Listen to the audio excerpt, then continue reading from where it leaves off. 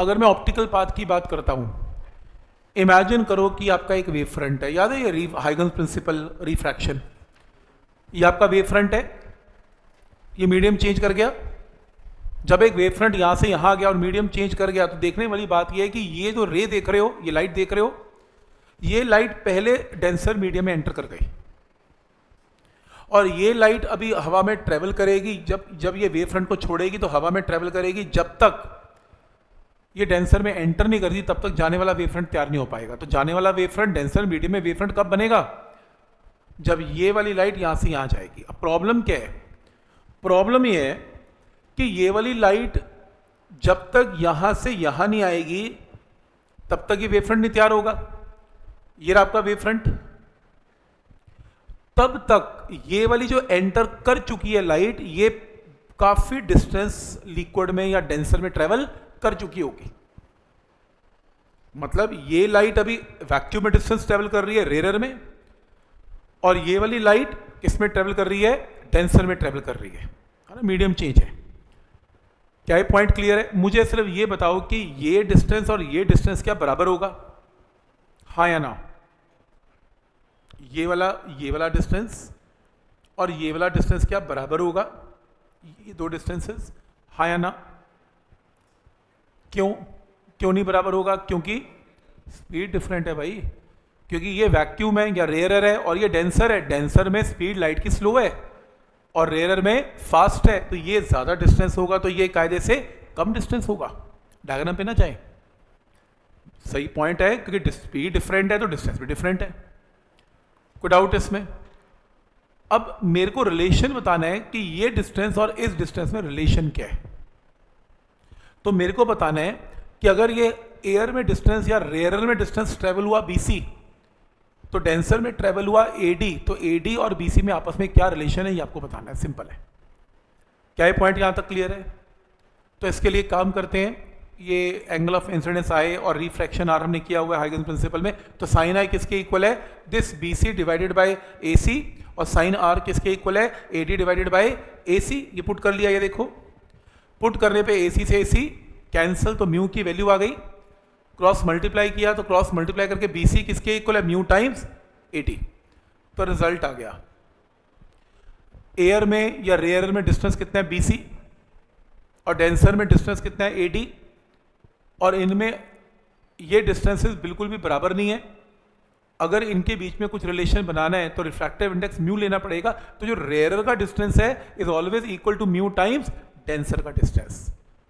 तो रेयर का डिस्टेंस क्या होगा? म्यू टाइम्स डेंसर का डिस्टेंस। ये शॉर्टकट याद रखना। अब ये नाम टॉपिक का क्या है? Optical path. ऑप्टिकल का मतलब क्या है? लाइट। पाथ का मतलब क्या है? डिस्टेंस। तो लाइट का ट्रेवल करने का डिस्टेंस कैलकुलेट हो रहा है कि रेयर में कितना है और डेंसर में कितना है। इसलिए टॉपिक का नाम क्या? Optical path. आप कहेंगे इससे निकला क्या? मतलब क्या शो करना चाहते हो? मैं ये शो करना चाहता हूं जो काम की चीज है वो ये है, जो आपके न्यूमेरिकल्स में काम आएगी। क्या?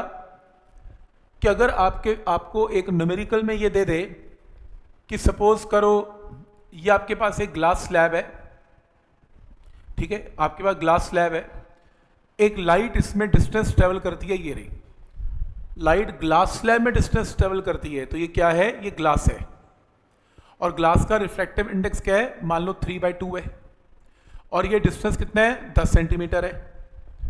तो लाइट ने ग्लास में कितना डिस्टेंस ट्रेवल किया? 10 centimetre. Glass is a denser medium. मैं कैलकुलेट करना चाहता हूं कि अगर ये ग्लास ना होता और यहां पर क्या होता? वैक्यूम होता, और वैक्यूम में इसी लाइट ने ग्लास स्लैब के बिना कितना डिस्टेंस ट्रेवल कर लिया होगा। और ये अंडरस्टूड है। अगर ये ग्लास स्लैब ना होती तो स्पीड बढ़ जाती, क्योंकि वैक्यूम में तो स्पीड बढ़ जाएगी। तो वैक्यूम में डिस्टेंस इसी टाइम में उसने ज्यादा ट्रेवल किया होगा और ग्लास में कम किया होगा। तो इस केस में जो वैक्यूम में डिस्टेंस आएगा वो क्या होगा? वैक्यूम में रेयर मीडियम। तो रेयर मीडियम का डिस्टेंस का फॉर्मूला क्या करवाया था? म्यू टाइम्स जितना डिस्टेंस ग्लास में ट्रेवल हुआ, कितना? 10 सेंटीमीटर। तो आंसर क्या आएगा? ये आएगा। तो ये इक्विवेलेंट डिस्टेंस आ गया वैक्यूम में। इसे बोलते हैं इक्विवेलेंट डिस्टेंस। कि अगर लाइट ग्लास में डिस्टेंस ट्रेवल करती है 10, तो ग्लास के बिना अगर वैक्यूम होता तो कितना डिस्टेंस ट्रेवल करती? Mu times 10। पॉइंट क्लियर है यहाँ तक? तो अगर ग्लास में डिस्टेंस ट्रेवल कर रही है 10, तो वैक्यूम इक्विवेलेंट डिस्टेंस का मतलब है वैक्यूम के अंदर उसने डिस्टेंस कितना ट्रेवल करना है, म्यू टाइम्स 10। क्या ये पॉइंट यहाँ तक क्लियर है? कोई डाउट इसमें? ये स्टेप क्लियर है यहाँ तक? तो वैक्यूम इक्विवेलेंट डिस्टेंस समझ में आया? इसे बोलते हैं ऑप्टिकल पाथ। ऑप्टिकल पाथ का मतलब है लाइट ने डिस्टेंस कितना ट्रेवल किया वैक्यूम में, तो वैक्यूम इक्विवेलेंट डिस्टेंस को बोलते हैं ऑप्टिकल पाथ। तो ये मैंने डिस्टेंस ही निकाला, ये मैंने क्या निकाला? ऑप्टिकल पाथ निकाला। तो आज के बाद अगर कोई वाटर के अंदर लाइट ने डिस्टेंस ट्रेवल किया मान लो 1 मीटर, पानी की जगह अगर वैक्यूम होता तो वो कितना डिस्टेंस ट्रेवल करेगी? Mu water into 1 metre, answer आ जाएगा। आपको कि इसका क्या मतलब, इसका फायदा क्या है? फायदा ये है, देखो आने वाले टाइम में क्या होने वाला है, ये होने वाला है कि आपके पास 2 स्लिट्स हैं YDSC। सबको पता है कि सेंटर पॉइंट के ऊपर क्या आएगा? मैक्सिमा। वो क्यों? क्योंकि जितना डिस्टेंस वेव ने ये ट्रेवल किया उतना एग्जैक्टली ये ट्रेवल किया, तो डिस्टेंस की वैल्यू एग्जैक्टली सेम है। तो ये दोनों डिस्टेंसेस की वैल्यू एग्जैक्टली सेम है। क्यों सेम है? क्योंकि इक्विडिस्टेंट है। और यहां पर ये पॉइंट हर हालत में क्या आएगा? मैक्सिमा। क्योंकि एक वेव ने क्रेस्ट वहां पे सेंड किया तो दूसरी ने भी क्रेस्ट ही सेंड किया, या एक ने ट्रफ सेंड किया दूसरे ने भी ट्रफ सेंड किया, तो सेंट्रल पॉइंट हर हालत में मैक्सिमा ही जनरेट करेगा। कोई डाउट? क्वेश्चन चेंज हो गया।